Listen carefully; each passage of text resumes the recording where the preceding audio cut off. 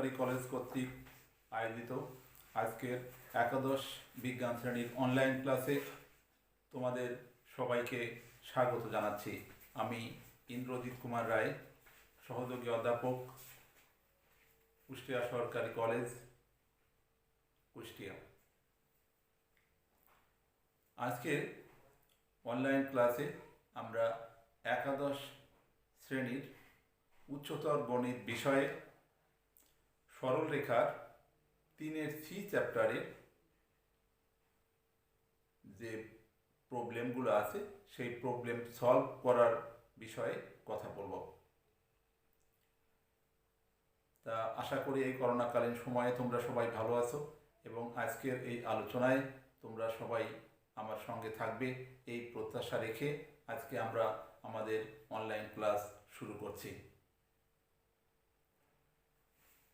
3-এর C অধ্যায়ে মূলত ত্রিভুজ ক্ষেত্রের ক্ষেত্রফল এবং চতুর্ভুজ ক্ষেত্রের ক্ষেত্রফল তথা বহুভুজ ক্ষেত্রের ক্ষেত্রফল কী করে বের করতে হয় সেই সম্পর্কিত সূত্র প্রতিষ্ঠিত আছে এবং সেই প্রতিষ্ঠিত সূত্রের মাধ্যমে আমরা ত্রিভুজ ক্ষেত্রের, চতুর্ভুজ ক্ষেত্রের কিংবা বহুভুজ ক্ষেত্রের ক্ষেত্রফল বের করে থাকি। ত্রিভুজ ক্ষেত্রের ক্ষেত্রফল আমরা বের করা আগেই শিখেছি।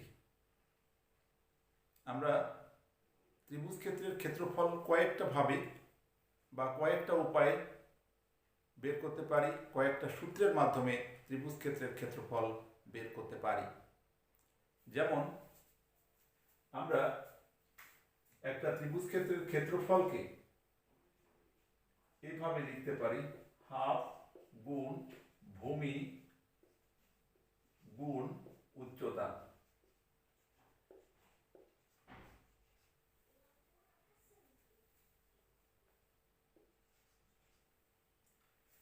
সেই ক্ষেত্রফলকে লিখতে পারি root of S into S minus A S minus B into S minus C, যেখানে এস অর্ধ পরিসীমা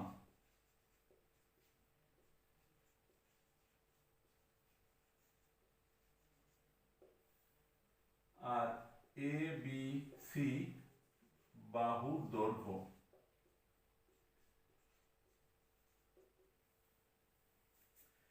ত্রিভুজ ক্ষেত্রের ক্ষেত্রফলকে এভাবেও লিখতে পারি হাফ এ বি, যদি ত্রিভুজ ক্ষেত্রটা এভাবে হয় এ বি সি, বিসি বাহুর দৈর্ঘ্য এ, সি এ বাহুর দৈর্ঘ্য বি, এ বি বাহুর দৈর্ঘ্য যদি সি হয় তাহলে half A B sine C, A আর বি বাহুর মধ্যবর্তী কোণ সি, হতে পারে half BC half BC BC তার মধ্যবর্তী কোণ সাইন এ,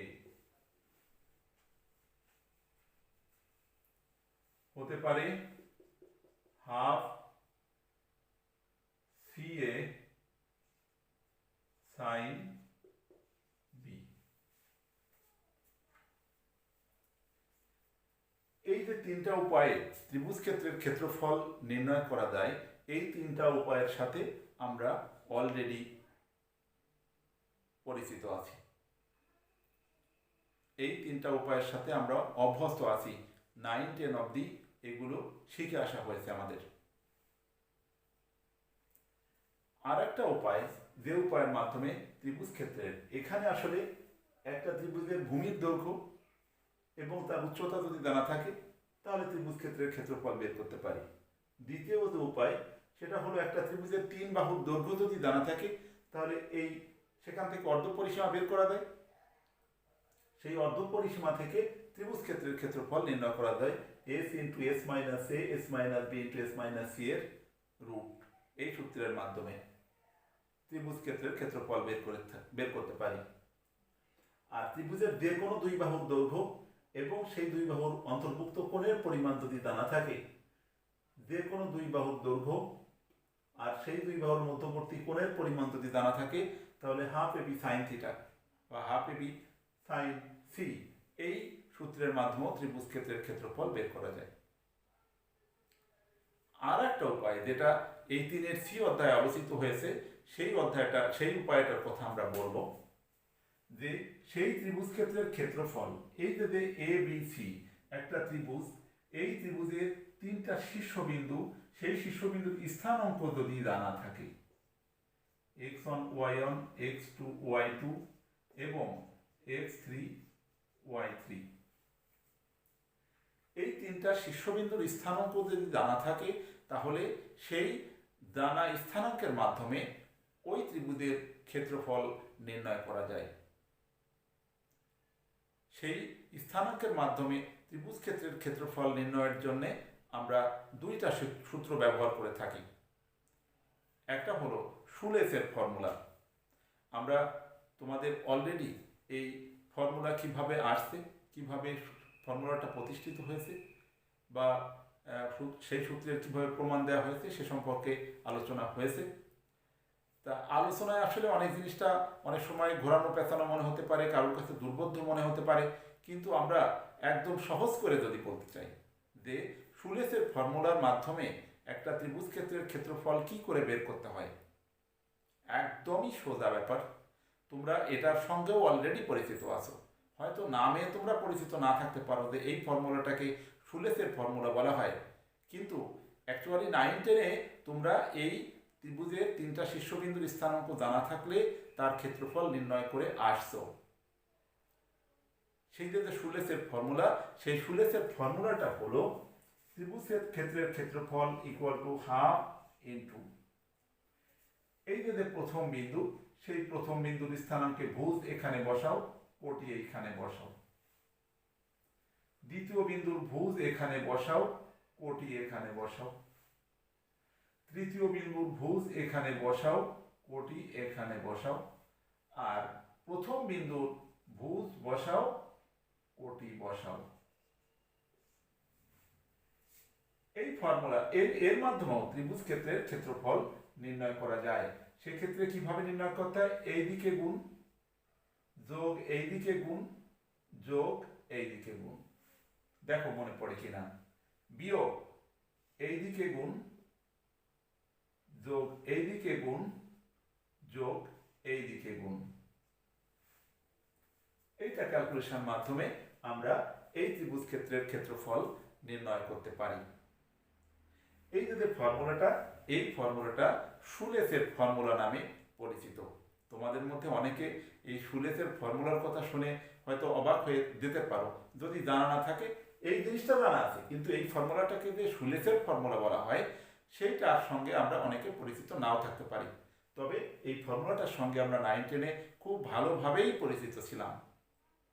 তার কারণ তোমাদের দশম শ্রেণীতে, তোমাদের উচ্চতর গণিতে এই সূত্রের মাধ্যমে তোমাদের স্থানাঙ্ক জ্যামিতিতে তোমরা ত্রিভুজ ক্ষেত্রের ক্ষেত্রফল বের করে আসছো। অতএব এটাও তোমাদের কাছে অজানা নয়। এখন আর একটা, এই যে ত্রিভুজ ক্ষেত্রের ক্ষেত্রফল, এই ত্রিভুজ ক্ষেত্রের ক্ষেত্রফলকে তুমি এই 3টা বিন্দুর স্থানাঙ্কের মাধ্যমে নির্ণায়ক ফর্ম করে সেই নির্ণায়কের মাধ্যমেও ওই ত্রিভুজের ক্ষেত্রফল বের করতে পারো। আমরা জানি নির্ণায়কের একটা নির্দিষ্ট মান আছে, তাহলে এই 3টা বিন্দু দিয়ে যদি আমরা নির্ণায়ক ফর্ম করি, সেই নির্ণায়কে আমরা জানি নির্ণায়কের সারি থাকে, কলাম থাকে, তাহলে সেই নির্ণায়কের যে নির্ণায়কটা ফর্ম করব, সেই নির্ণায়কের প্রথম সারি কিভাবে হবে দেখো, x1 y1 1, দ্বিতীয় বিন্দু x2 y2 1, তৃতীয় বিন্দু x3 y3 1। এই যে নির্ণায়কটা হলো, এই নির্ণায়কের মান নির্ণয়ের মাধ্যমে এই ত্রিভুজ ক্ষেত্রের ক্ষেত্রফল আমরা নির্ণয় করতে পারি। এইটার সঙ্গে তোমরা 9-10-এ পরিচিত ছিল না। এটা তোমাদের কাছে এই স্টেজে এসে নতুন করে তোমাদের কাছে পরিচয় করিয়ে দেওয়া হচ্ছে। এই যে ত্রিভুজ ক্ষেত্রের ক্ষেত্রফল নির্ণয়ের জন্য শুলেসের ফর্মুলা এবং নির্ণায়ক পদ্ধতি যেটা আছে, সেই পদ্ধতির মাধ্যমে আমরা ত্রিভুজ ক্ষেত্রের এই 3টা বিষয়টাকে, এই 3টা যে সূত্র, এই 3টা সূত্র আমাদের এই 3-এর সি চ্যাপ্টারের সঙ্গে সঙ্গতিপূর্ণ নয়। তার কারণ আমরা এই 3-এর সি চ্যাপ্টারে ত্রিভুজ ক্ষেত্রের ক্ষেত্রফল বের করব কার মাধ্যমে? একটা ত্রিভুজের 3টা শীর্ষবিন্দুর স্থানাঙ্ক যখন দেওয়া থাকবে সেই দানা স্থানাঙ্কের মাধ্যমে। কাজেই এই 3টা সূত্রের কোনো সূত্রেই স্থানাঙ্কের সঙ্গে এর কোনো সম্পর্ক নেই। এটা দৈর্ঘ্য, এটাও দৈর্ঘ্য, এটাও দৈর্ঘ্য এবং অ্যাঙ্গেল, সেখানে স্থানাঙ্কের কোনো ব্যাপার নেই। স্থানাঙ্কের বিষয়টা জড়িত আছে এই শুলেসের ফর্মুলা এবং নির্ণয় পদ্ধতির মাধ্যমে ত্রিভুজ ক্ষেত্রের ক্ষেত্রফল নির্ণয়ের সঙ্গে। কাজেই আমাদের 3-এর সি অধ্যায়ে যে আলোচনা, সেই আলোচনায় যে সূত্র লাগবে সেই সূত্র এইটা লাগাতে পারি, এইটা লাগাতে পারি। শুলেসের ফর্মুলার মাধ্যমে ত্রিভুজ ক্ষেত্রের ক্ষেত্রফল বের করতে পারি, আবার নির্ণায়ক পদ্ধতিতে ত্রিভুজ ক্ষেত্রের ক্ষেত্রফল বের করতে পারি। তবে আমরা দেখব আসলে কোন সূত্রটা আমাদের কাছে সহজ মনে হয়, কোন সূত্রটা সহজে আমাদের কাছে বোধগম্য হয়। যেটা আমাদের কাছে সহজ হবে সেই সূত্রটা ব্যবহার করব। আর সেই দিক দিয়ে এই শুলেসের ফর্মুলাই আমার বিশ্বাস তোমাদের কাছে বেশি গ্রহণযোগ্য হবে। কাজেই তোমরা যে কোনো ত্রিভুজ ক্ষেত্রে আরও আর একটা সুবিধা আছে, এই ফর্মুলাটা ত্রিভুজ ক্ষেত্রের ক্ষেত্রফল নির্ণয়ের জন্য। এটা ত্রিভুজ ক্ষেত্রের ক্ষেত্রফল নির্ণয়ের সাথে সাথে চতুর্ভুজ ক্ষেত্র, পঞ্চভুজ, ষড়ভুজ এভাবে বহুভুজের ক্ষেত্রফল নির্ণয়ের জন্য এই ফর্মুলাটা ব্যবহৃত হতে পারে। মনে হতে পারে কিভাবে তাহলে চতুর্ভুজ ক্ষেত্রের ক্ষেত্রফল নির্ণয় করার জন্য এই শুলেসের ফর্মুলা ব্যবহৃত হবে। এটাও তোমরা দশম শ্রেণীতে উচ্চতর গণিতে স্থানাঙ্ক জ্যামিতিতে শিখে আসছো, ভালো করে মনে করে দেখো, সব মনে পড়ে যাবে। সেখানে বলা হয়েছিল কিরকম সূত্রটা,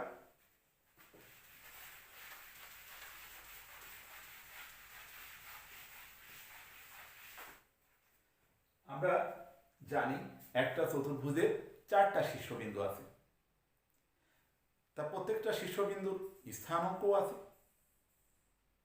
আমরা একটা 4টা শীর্ষবিন্দু, একটা চতুর্ভুজের 4টা শীর্ষবিন্দু এ বি সি ডি, এই 4টা শীর্ষবিন্দুর স্থানাঙ্ক x1 y1 x2 y2 x3 y3 x4 y4, এই হলো 4টা শীর্ষবিন্দুর স্থানাঙ্ক। এখন এই স্থানাঙ্কের মাধ্যমে শুলেসের যে ফর্মুলা সেটাকে যদি আমরা ইন্টারনালাইজ করি, আরো বাড়িয়ে দিই তার পরিব্যাপ্তিটাকে, তাহলে সেই এবিসিডি চতুর্ভুজের ক্ষেত্রফলটা বের করব কিভাবে। এবিসিডি চতুর্ভুজের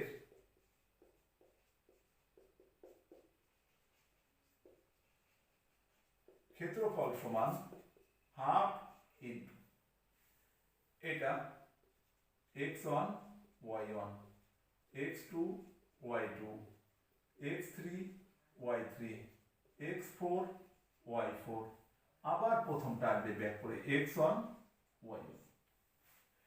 এটাই এইভাবে ক্যালকুলেশনের মাধ্যমে আমরা এটা বের করে তার থেকে বিয়োগ করতে পারি, এইদিকে গুণ এইদিকে গুণ এইদিকে গুণ এইদিকে গুণ, এটা করে আমরা চতুর্ভুজ ক্ষেত্রের ক্ষেত্রফল বের করতে পারি। খুব সহজে ক্যালকুলেশন করে আমরা ক্ষেত্রফল বের করে থাকি। শুধু চতুর্ভুজই নয়, পঞ্চভুজের ক্ষেত্রে 5টা যে শীর্ষবিন্দু থাকবে, 5টা শীর্ষবিন্দুর স্থানাঙ্ক এভাবে লম্বালম্বিভাবে দিয়ে আবার প্রথম যে শীর্ষবিন্দু থাকে প্রথমটা আবার শেষে দিয়ে স্থাপন করে তার ক্ষেত্রফল বের করা হয়। এই যে সূত্র আমরা শিখেছি বা সূত্র আলোচনা করা হয়েছে, সেই সূত্রের মাধ্যমে আমাদের কিভাবে প্রবলেম সলভ করতে হয় সেইটা নিয়ে আমরা এখন তোমাদের সঙ্গে কথা বলতে চাই। আশা করি আমি যে কথাগুলো বলছি তোমরা বুঝতে পারছো। একটু মনোযোগ সহকারে দেখলেই তোমরা বুঝতে পারবে। আমরা এই যে সূত্র শিখলাম, একটা ত্রিভুজ ক্ষেত্রের ক্ষেত্রফল কি করে বের করতে হয়, সেই সূত্র যে আমরা বলেছি যে 3টা শীর্ষবিন্দুর স্থানাঙ্ক দেওয়া থাকলে ত্রিভুজ ক্ষেত্রের ক্ষেত্রফল নির্ণয়ের জন্য শুলেসের যে ফর্মুলা আছে সেই ফর্মুলার মাধ্যমে কি করে ক্ষেত্রফল বের করতে হয় তার একটা এক্সাম্পল এখানে আমরা দেখাতে চাই।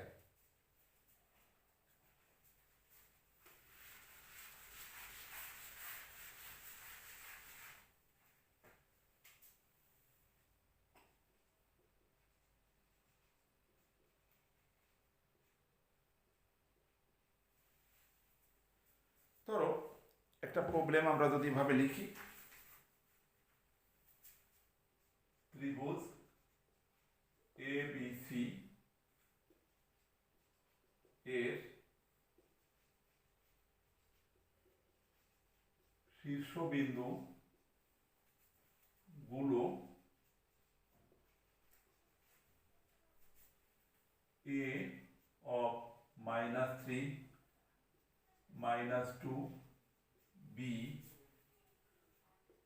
-3, 9, C 5, -8 ত্রিভুজটির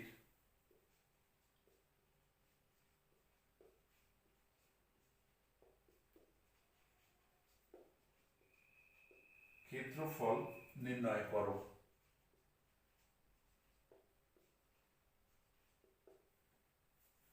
এবং এর সাহায্যে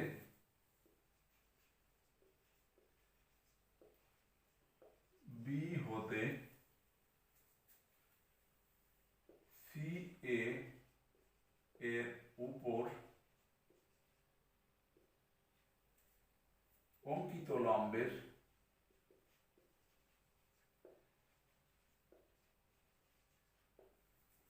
দৈর্ঘ্য নির্ণয় করো।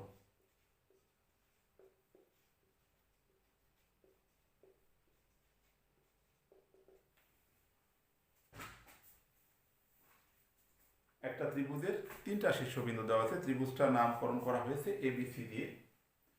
ABC একটা ত্রিভুজ, তার তিনটা শীর্ষবিন্দু A, B এবং C। A বিন্দুর স্থানাঙ্ক বলা হচ্ছে -3, -2, B বিন্দুর স্থানাঙ্ক -3, 9, C বিন্দুর স্থানাঙ্ক 5, -8। ত্রিভুজটির ক্ষেত্রফল নির্ণয় করতে হবে। তা আমরা শুলেসের ফর্মুলা ব্যবহার করতে পারি, নির্ণয় পদ্ধতিতে ক্ষেত্রফল নির্ণয় করতে পারি, তবে আমরা প্রিফারেন্স দেব শুলেসের ফর্মুলাকে। তাহলে সমাধানে আমরা লিখছি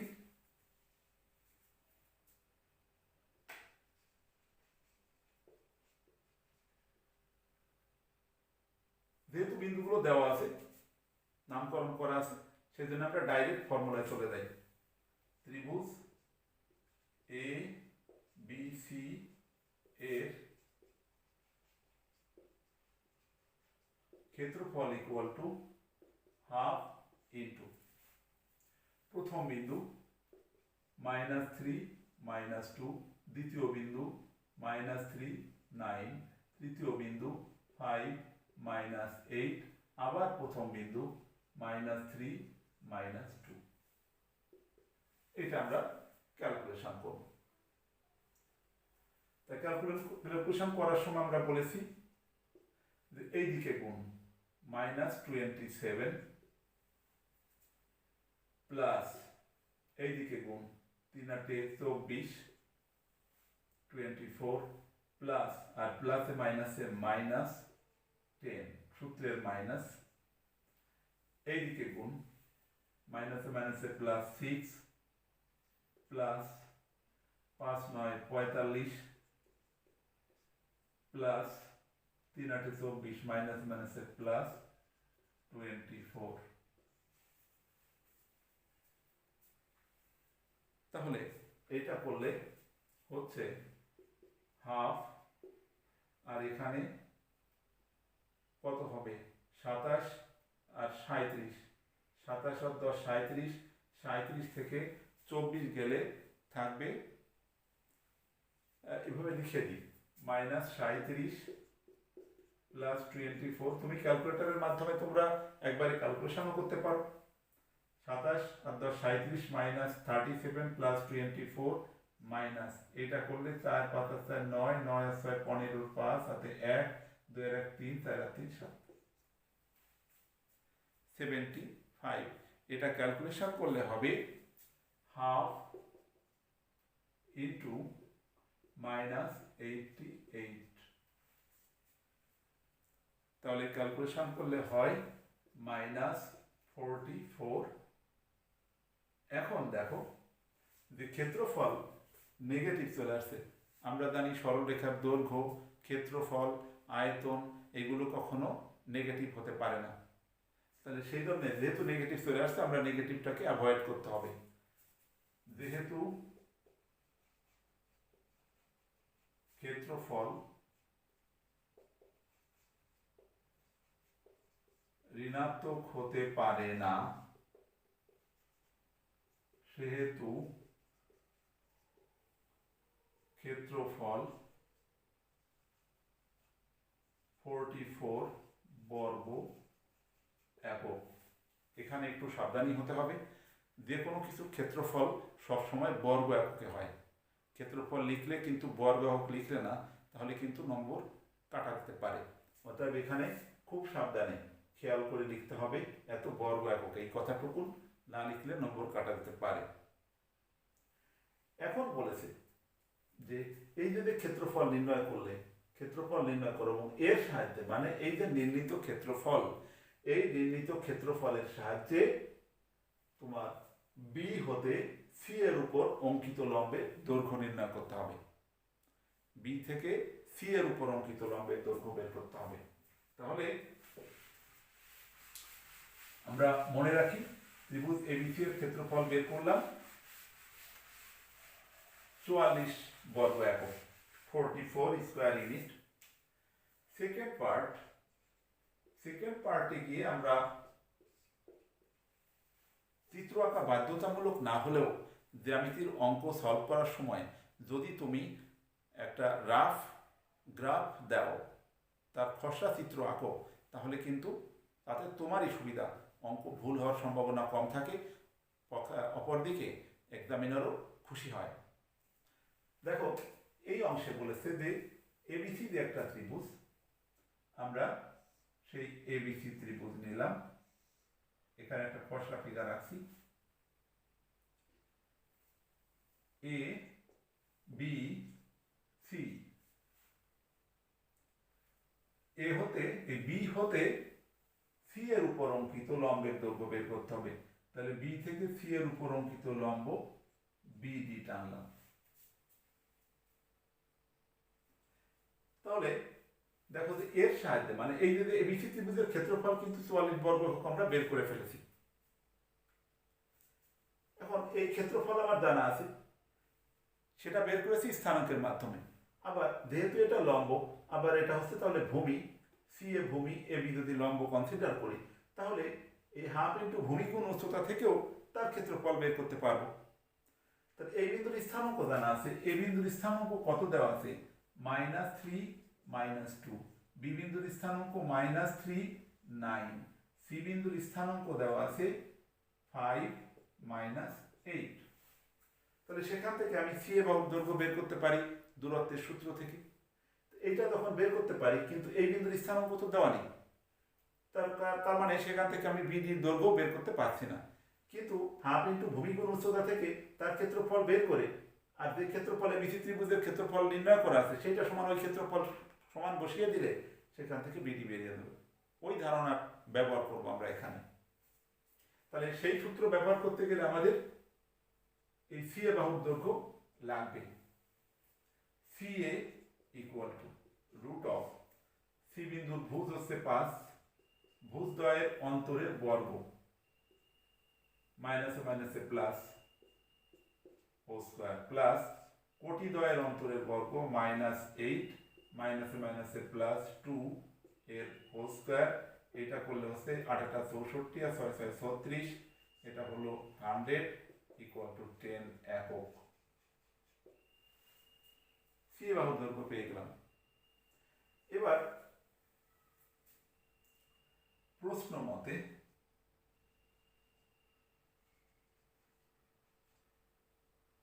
ত্রিভুজ এ বি সি, না প্রশ্ন মতে দরকার নেই, আবার দাও এখানে, আবার ত্রিভুজ ABC equal to half into ভূমি, ভূমি হচ্ছে সি এ গুণ উচ্চতা হলো বিডি। যেহেতু রাইট সাইডে নোট দিয়ে দাও, যেহেতু বিডি লম্ব সি এ, মানে আমরা তো স্থানাঙ্কের মাধ্যমে ক্ষেত্রফলটা বের করেছি, আবার এই ভূমি আর উচ্চতার মাধ্যমে তো ক্ষেত্রফলটা বের করতে পারি, সেই কথাটা এখানে বলছি, সেই জন্য আবার শব্দটা ব্যবহার করলাম। এখন এই যে ত্রিভুজ এবিসি এর ক্ষেত্রফল কিন্তু আমরা এর আগে ফার্স্ট পোর্শনে বের করে রেখেছি 44, এটা সমান হাফ ইন্টু সি বাহুর দৈর্ঘ্য এখানে বেরিয়েছে 10 গুণ বিডি আমরা জানি না, আমরা এই বিডির মানটাই বের করতে চাই আসলে। সেখান থেকে দেখো বিডি ইকুয়াল টু 44 গুণ 2/10, আর এটা সমান ক্যালকুলেশন করলে কত হবে 44/5 একক। তাহলে অ্যান্সার দুইটা, একটা হলো ত্রিভুজ A B C equal to 44 বর্গ একক, আর একটা হলো বিডি এটা ইকুয়াল টু 44/5 একক।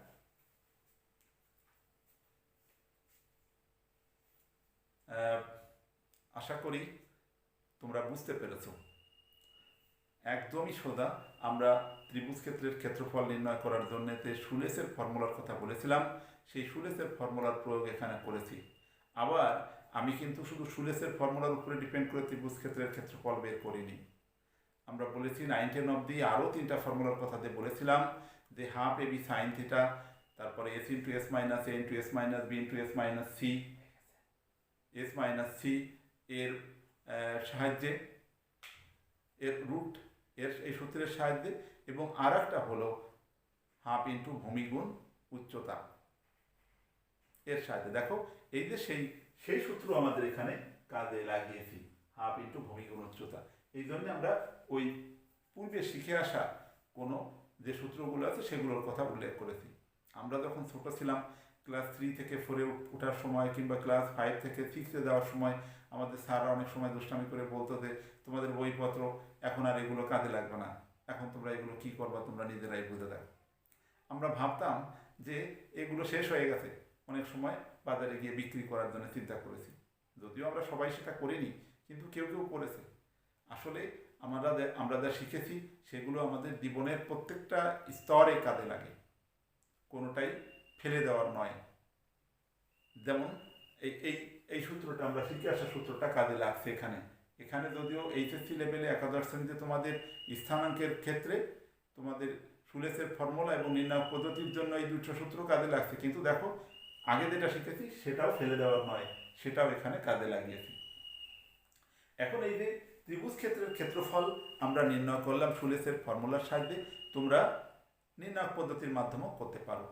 তোমাদের যার কাছে যে সূত্র বেশি গ্রহণযোগ্য হবে, যেটা বেশি সহজে বোধগম্য হবে, সেই সূত্রটা তোমরা ব্যবহার করবা। এখানে এমন কোনো বিধিনিষেধ আরোপ করা নেই যে শুলেসের ফর্মুলাই ব্যবহার করতে হবে, কাজেই এটাকে অন্যভাবে নেওয়ার সুযোগ নেই। হয়তো আমি এটা বলেছি, আরেকজনের কাছে মানে নির্ণায়ক পদ্ধতি সহজ মনে হতে পারে, সে নির্ণায়ক পদ্ধতিতে করবে। This is up to you. Okay, এবার দেখো যে আমরা যে এই যে ফর্মুলা আমরা ত্রিভুজ ক্ষেত্রের ক্ষেত্রফল বা বহুভুজ ক্ষেত্রের ক্ষেত্রফল নির্ণয়ের জন্য যে শুলেসের ফর্মুলার কথা বলেছিলাম, এই শুলেসের ফর্মুলার মাধ্যমে শুধু ত্রিভুজ ক্ষেত্রের ক্ষেত্রফলই নয়, চতুর্ভুজ ক্ষেত্রের ক্ষেত্রফলও বের করতে পারি। তার একটা প্রয়োগ আমরা দেখাই।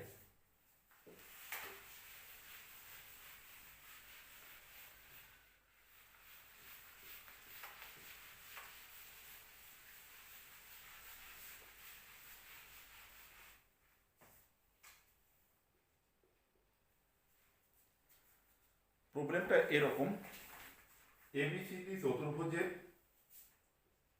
ABCD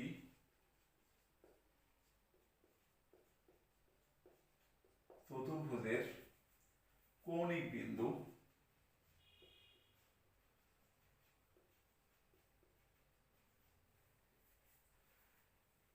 A B C D এর স্থানাঙ্ক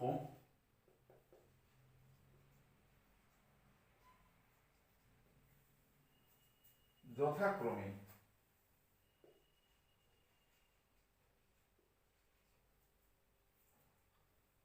1, 2,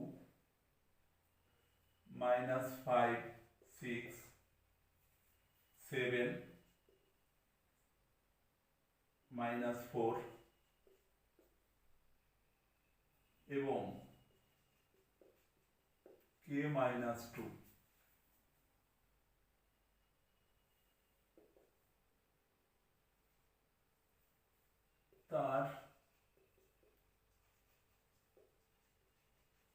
ক্ষেত্রফল শূন্য হলে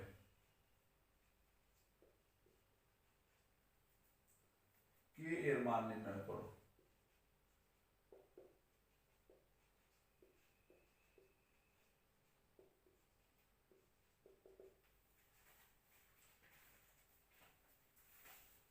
এখন দেখো যে সমাধানে আমরা এরকম একটা চতুর্ভুজ আঁকি। সাপোজ চতুর্ভুজটার নাম দিই এ বি সি ডি। এ বিন্দুর স্থানাঙ্ক বলা আছে এখানে 1 2, বি বিন্দুর স্থানাঙ্ক বলা আছে -5 6, সি বিন্দুর স্থানাঙ্ক বলা আছে 7 -4, ডি বিন্দুর স্থানাঙ্ক বলা আছে কে -2। এইটা বলে দেওয়ার সঙ্গে সঙ্গে বলা হয়েছে যে এই চতুর্ভুজ ক্ষেত্রের ক্ষেত্রফল শূন্য। তাহলে আমরা এই যে শুলেসের ফর্মুলার সাহায্যে আমরা যে বললাম যে শুলেসের ফর্মুলার মাধ্যমে শুধু ত্রিভুজ ক্ষেত্রের ক্ষেত্রফলই বের করা যাবে তা নয়, বহুভুজ ক্ষেত্রের ক্ষেত্রফল বের করা যাবে। যেমন এখানে চতুর্ভুজ ক্ষেত্রের ক্ষেত্রফল আমরা বের করতে পারি শুলেসের ফর্মুলার সাহায্যে। আবার এটাকে এই কর্ণ যোগ করে, যে কোনো একটা কর্ণ যোগ করে তাকে দুইটা ত্রিভুজে ভাগ করে ত্রিভুজ ক্ষেত্রের ক্ষেত্রফলের মাধ্যমেও তার চতুর্ভুজ ক্ষেত্রের ক্ষেত্রফল বের করতে পারি, সেটাও আর একটা সিস্টেম। তবে আমরা এই চতুর্ভুজ ক্ষেত্রের ক্ষেত্রফলে যে শুলেসের ফর্মুলা ব্যবহার করতে পারি সেই উদাহরণটা এখানে প্রয়োগ করতে চাই। তাহলে এ বি সি ডি চতুর্ভুজ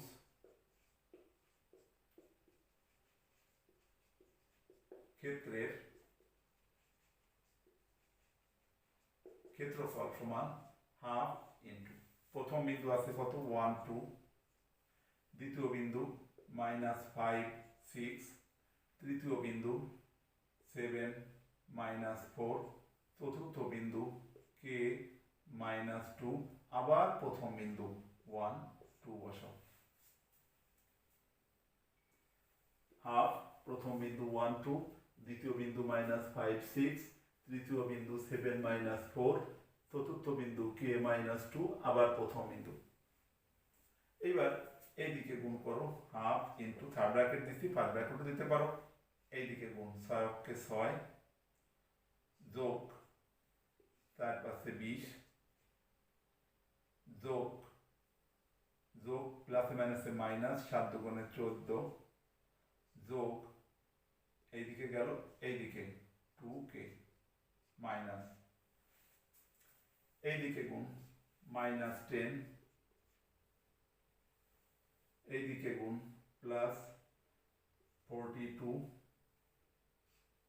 প্লাস প্লাসে মাইনাসে মাইনাস -4k -2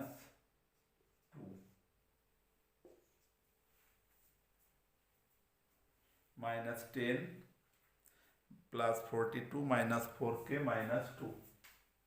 এবার হাফ ইন্টু দেখো 26 থেকে 14 গেলে থাকে 12 প্লাস 2k মাইনাস এখানে কত থাকে 40, 42 থেকে 2 গেলে থাকে 40, 40 থেকে 10 গেলে থাকে 30, তাহলে 30 -30 মাইনাসে মাইনাসে প্লাস 4k। তাহলে হাফ ইন্টু দেখো 4 আর 2 6, 6k মাইনাস 30 থেকে 12 গেলে 18। এখান থেকে 2 কমন নিয়ে কেটে দিলে কত হয় 3k মাইনাস 9, 3 দুগুণে 6, 9 দুগুণে 18। এখন এই ক্ষেত্রফলটাই প্রশ্নে বলে দেওয়া আছে ক্ষেত্রফল শূন্য। তাহলে এখানে লিখতে পারি প্রশ্ন মতে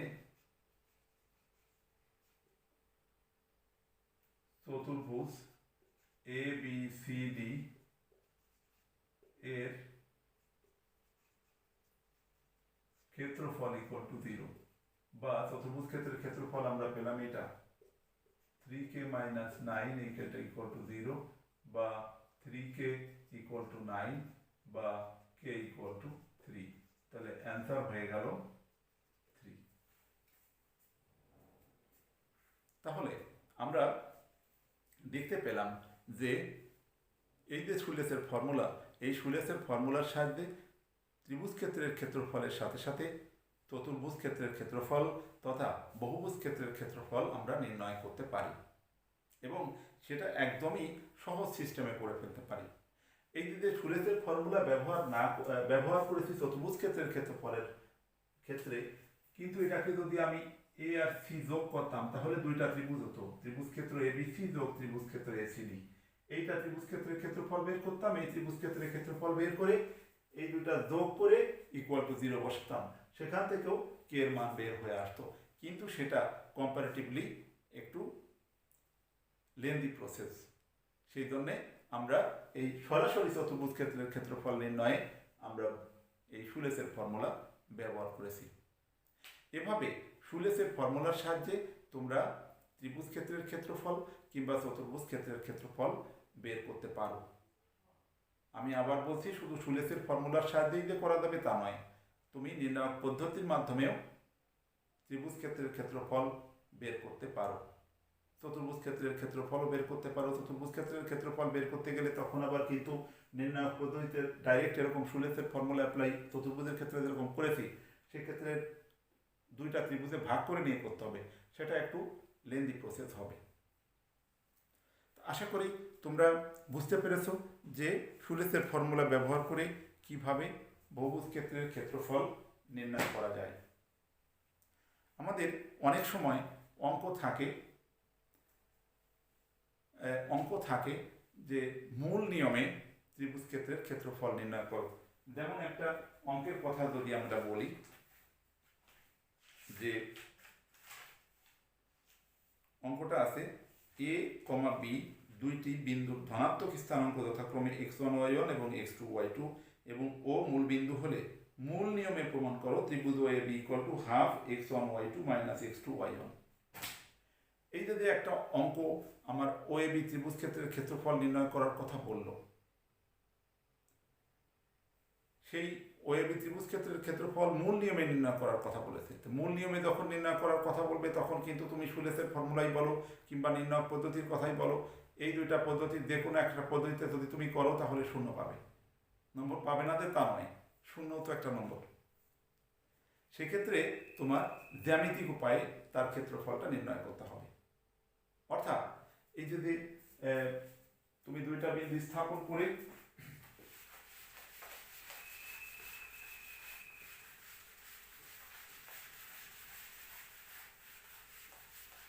আমরা যদি পরস্পর দুইটা লম্ব রেখায় ভাবে নিই, এটাকে x অক্ষ ধরি, এটাকে y অক্ষ ধরি, এটাকে মূলবিন্দু ধরি, তাহলে এই যে সেই মূলবিন্দু ও, আর এখানে একটা বিন্দু আর এই দিকে একটা বিন্দু, এটা a বিন্দু এটা b বিন্দু।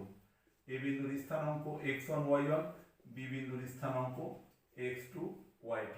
আমরা ও এ যোগ করি, ও বি যোগ করি, এ বি যোগ করি, দেখো OAB ত্রিভুজ হয়েছে। সেই OAB ত্রিভুজ ক্ষেত্রের ক্ষেত্রফল যখন মূল নিয়মে করতে হবে তখন তোমরা গত ক্লাসে তোমাদের যে সূত্রের প্রমাণ দেওয়া হয়েছে, অর্থাৎ ত্রিভুজের 3টা শীর্ষবিন্দুর স্থানাঙ্ক জানা থাকলে তার ক্ষেত্রফল নির্ণয়ের জন্য যে সূত্র, সেই সূত্র যেভাবে আসছে সেটা তোমাদের প্রমাণ দেখানো হয়েছে, ঠিক সেভাবে করতে হবে। সেক্ষেত্রে কি করতে হবে, এ বিন্দু থেকে x অক্ষের উপরে AL লম্ব টানো, বি বিন্দু থেকে x অক্ষের উপরে BM লম্ব টানো। তাহলে ত্রিভুজ ক্ষেত্র OAB ইকুয়াল টু কি হবে, ত্রিভুজ ক্ষেত্র OAB ইকুয়াল টু হবে ত্রিভুজ ক্ষেত্র BOM যোগ ট্রাপিজিয়াম ক্ষেত্র ALMB বিয়োগ ত্রিভুজ ক্ষেত্র AOL। দেখো এই ত্রিভুজ ক্ষেত্র BOM এর ক্ষেত্রফল হাফ ইন্টু ভূমি গুণ উচ্চতা, ট্রাপিজিয়াম ক্ষেত্রের ক্ষেত্রফল হাফ ইন্টু সমান্তরাল বাহুদ্বয়ের দৈর্ঘ্যের সমষ্টি গুণ তাদের মধ্যবর্তী দূরত্ব, এবং এই ত্রিভুজ ক্ষেত্রের ক্ষেত্রফল half into OL into AL। এখন এই যে AL, BM, ও এম, ও এল, এই জিনিসগুলো কি সেই সম্বন্ধে আমি আমার প্রথম ক্লাসে বলেছিলাম যে জ্যামিতিতে একেবারেই বেসিক কনসেপশন হচ্ছে কোনো বিন্দুর স্থানাঙ্ক যখন দেওয়া থাকে সেই বিন্দু থেকে ওয়াই অক্ষের দূরত্ব তার এক্স এর পরম মানের সমান, এক্স অক্ষের দূরত্ব তার ওয়াই এর পরম মানের সমান, দ্যাট মিনস সংখ্যা মানের সমান, মাইনাস থাকলে মাইনাসটা বাদ দিয়ে শুধু প্লাসটা বলতে হবে। তো সেইভাবে আমরা ও এম, ও এল, এ এল, বি এম বের করে এই জায়গায় ক্ষেত্রফল বের করতে পারি এবং সেইভাবে যে ক্ষেত্রফলটা বেরিয়ে আসবে সেটাই মূলত মূল নিয়মে ক্ষেত্রফল নির্ণয়। কাজেই যখন মূল নিয়মে ক্ষেত্রফল নির্ণয় করার কথা বলবে তখন ভুলেও সুলেসের ফর্মুলা, ডাইরেক্ট ফর্মুলার মাধ্যমে ত্রিভুজ ক্ষেত্রের কিংবা চতুর্ভুজ ক্ষেত্রের ক্ষেত্রফল বের করা যাবে না। সে সময় একটু সাবধানী হতে হবে, হিসাবি হতে হবে সেই মূল নিয়মের মূল নিয়মে ক্ষেত্রফল নির্ণয়ের ক্ষেত্রে। তা এত স্বল্প সময়ে আসলে এই জিনিসগুলো আমাদের সময় নির্দিষ্ট করে দেওয়া থাকে। আমার ইউটিউব চ্যানেল আছে, সেই চ্যানেলে তোমাদের এই সূত্রগুলো কিভাবে আসছে সে সম্পর্কে আমার সেখানে আলোচনা করা হয়েছে। তোমরা ইচ্ছা পোষণ করলে আমার ইউটিউব চ্যানেলের নাম ইন্দ্রজিৎ স্যার, সেই ইউটিউব চ্যানেল সার্চ দিয়ে তোমরা সেই ক্লাসগুলো দেখে নিতে পারো। সেগুলো দেখলে আশা করি তোমরা আরও ভালো বুঝতে পারবে এবং আমার ইউটিউব চ্যানেলে সেই চ্যানেল সাবস্ক্রাইব করবে এবং সেগুলো দেখে তোমরা উপকৃত হবে এই আশাবাদ ব্যক্ত করে আমি আজকে আমার অনলাইন ক্লাস এখানে শেষ করছি। থ্যাংক ইউ তোমাদেরকে।